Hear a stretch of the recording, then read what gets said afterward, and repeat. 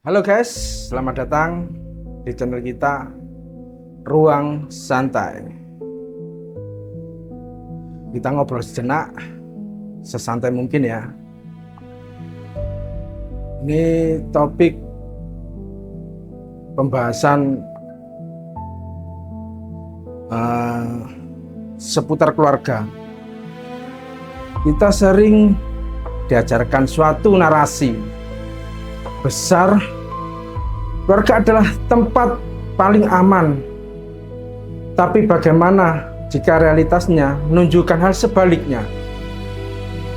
Bagaimana jika konflik paling kejam justru lahir dari keluarga sekitar kita dan lingkungan kita?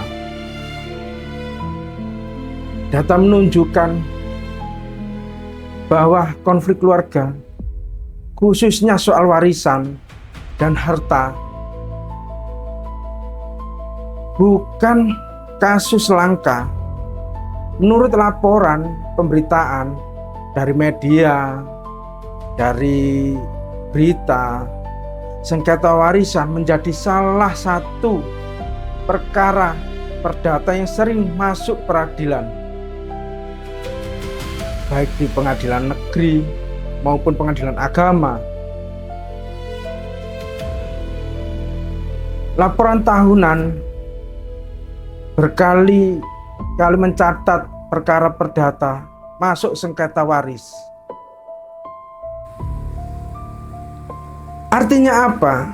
Konflik keluarga bukan cerita sinetron, ia nyata, ia terukur, dan berulang-ulang akan ada konflik intern di situ.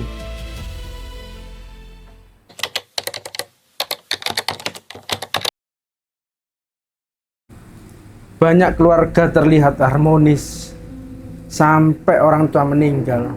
Begitu ada warisan, semua berubah.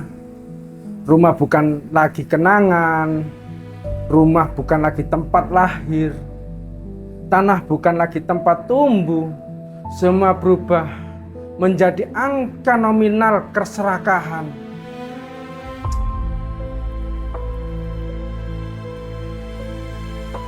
Menurut berbagai pemberitaan,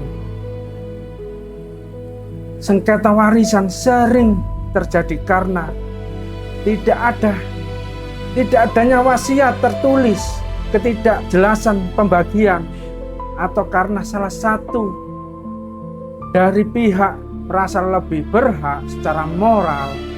Ada yang merasa saling berkorban, ada yang merasa paling dekat, ada yang merasa paling berjasa, ada yang merasa paling anak lelaki, jadi dapat hak lebih banyak, dan timbullah keserakahan itu. Dan yang paling berani menguasai dulu urusan keluarga dan etika belakangan. Yang lemah disuruh diam demi nama baik keluarga. Di sini kita melihat asumsi bahwa keluarga otomatis adil, padahal kenyataannya tanpa sistem yang jelas, kekuasaan akan jatuh ke tangan yang paling dominan, bukan yang paling benar.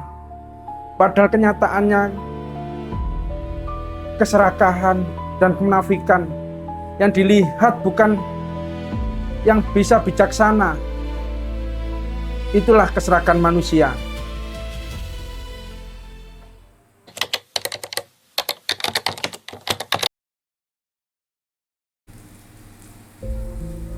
Iri dalam keluarga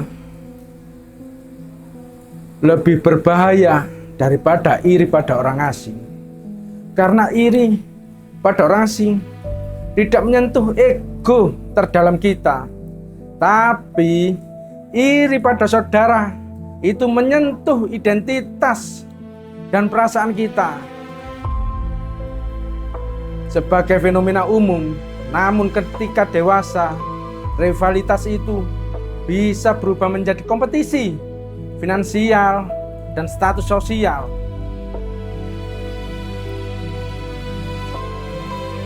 Ketika satu anak lebih sukses, yang lain merasa terancam, bukan karena kekurangan, tapi karena perbandingan, dan media sosial memperparah semuanya.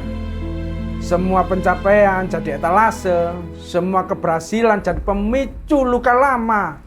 Alih-alih bangga, yang muncul adalah bisikan, kenapa dia, bukan saya.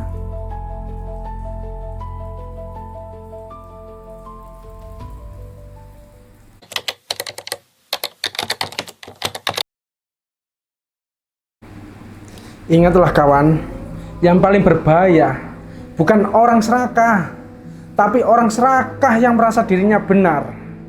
Mereka membungkus ambisi dengan dalil agama, dengan dalil adat atau pengorbanan. Mereka berkata, saya anak tertua, saya lebih berhak mendapatkan yang lebih banyak. Saya anak lelaki, saya berhak mendapatkan warisan yang lebih.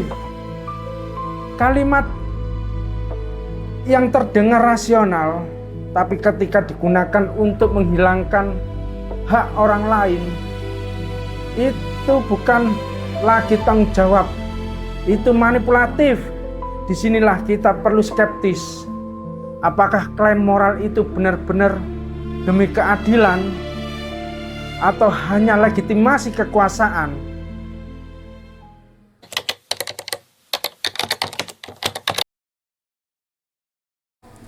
Beberapa laporan menunjukkan bahwa konflik keluarga sering berujung pada putusnya silaturahmi saudara kandung, gugatan perdata bertahun-tahun, kekerasan fisik, bahkan kriminalisasi. Kasus yang diberitakan oleh berita memperlihatkan bagaimana sengketa tanah atau warisan berujung pada laporan, permusuhan. Ini bukan lagi soal uang, ini soal keegoan, dominasi, dan rasa memiliki yang berlebihan. Dan ironisnya, semua terjadi atas nama keluarga.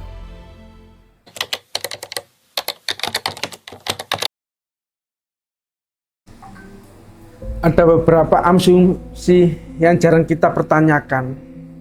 Keluarga pasti tulus. Faktanya, hubungan darah tidak otomatis menciptakan kedewasaan emosional. Yang lebih tua pasti lebih bijak, usia selalu sejalan dengan integritas. Mengkalah itu mulia, tetapi dalam konteks ini, hak yang sah mengalah terus-menerus bisa berarti membiarkan ketidakadilan.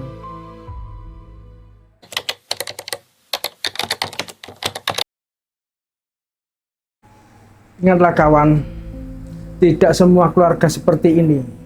Bahkan keluarga yang saling mendukung tanpa pamrih itu masih banyak. Namun tidak menutup mata dan menutup hati nurani terhadap realitas konflik keluarga juga tidak sehat. Mengakui adanya sisi gelap bukan berarti membenci keluarga. Itu berarti kita cukup dewasa untuk melihat manusia apa adanya. Solusi dan permasalahan rasional. Pisahkan urusan emosi dan administrasi. Bangun batasan yang sehat, karena cinta tanpa sistem rentan disalahgunakan dan sewenang-wenang.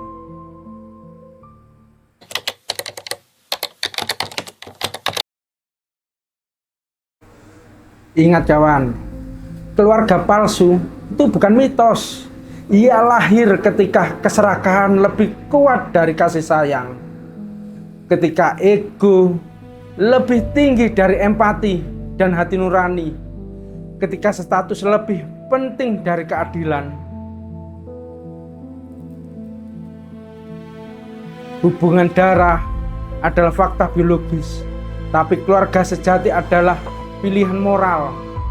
Kalau hari ini kamu merasa dirampas haknya, diremehkan karena kemiskinan, itu bukan karena kamu bukan keluarga, itu karena sebagian orang belum dewasa menghadapi kenyataan bahwa kamu berdiri di level yang berbeda.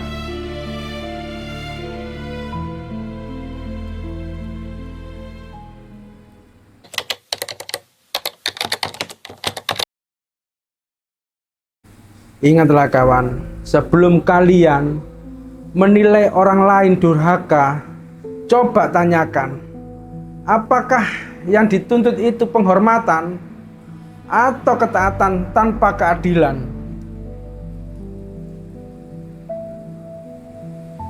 Karena keluarga yang sehat tidak takut pada keadilan, tidak takut pada pembagian yang adil, dan tidak iri pada keberhasilan darahnya sendiri atau keluarganya sendiri.